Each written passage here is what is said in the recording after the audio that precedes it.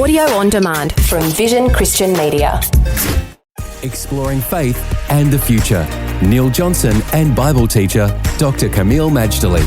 We've been talking about one of those more colourful characters from the Old Testament in the Bible, the character of Sampson, who had such strength and such glaring weakness. Camille, if we talk about Sampson and strengths and weaknesses, what we're talking about here, I guess, is something similar to what we've seen in the characters from Genesis through Revelation in the Bible. Well, yes. And, I spent a whole year full-time at university studying a most interesting topic. I didn't go to any other classes. It's just one big class itself. And it was entitled Power and Personal Vulnerability. If you want to see a contrast, that's it.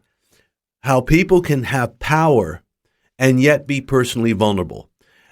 When you consider it, it's not as far-fetched as it sounds. For example, you can be the president of a country. Well, that's power. And you command the military. You have authority in so many areas of life.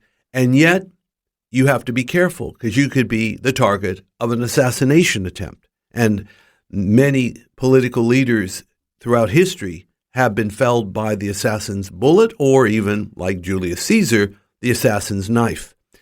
So there is power and vulnerability. Now, oftentimes we think of this externally, but ultimately, from a biblical point of view, it must begin internally. We can be empowered internally. We can be weakened internally. The fact is, we are empowered internally because the Bible is very clear on this point. We are made in the image of God. If that isn't empowering, I don't know what is. We're the only aspect of the created order that is made in God's image. That's power. And it certainly has played out throughout history. But because of the sin nature that we have, and because of the sins that we do in thought, in word, or in deed, sin has a debilitating aspect into our lives. It weakens us. It does more than that. It doesn't just weaken us. If we persist in this kind of thing, it will ultimately destroy us. So one of the challenges we face, Neil, and this is where the lesson of Samson comes in, we need to learn to build up our strengths and overcome our weaknesses.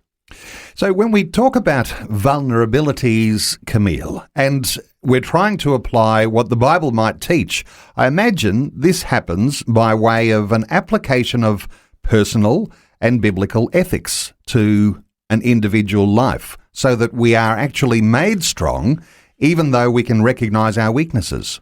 Well, there is a process of becoming strong, and I believe the Bible teaches it very clearly. And that's something we will focus on in the next few programs. We're going to focus on what makes us weak so that we can deal with it, but we'll also focus on what will make us strong. But I will give a hint to our listeners now who are probably eager to hear, what can I do to become strong? Your strengthening will be a result, ultimately, of your relationship with God. I'd like to quote to you from 2 Corinthians 13 and verse 4. 2 Corinthians 13:4 reads, "For though he, namely Jesus, was crucified through weakness, yet he lives by the power of God. For we also are weak in him, but we shall live with him by the power of God toward you." This is the beginning of the solution. Faith and the Future with Neil Johnson and Dr. Camille Majdali from Teach All Nations. For more from Dr. Majdali, including books and DVDs on prophecy, Bible commentaries, plus today's and other episodes of Faith and the Future, go to vision.org.au. Thanks for taking time to listen to this audio on demand from Vision Christian Media. To find out more about us, go to vision.org.au.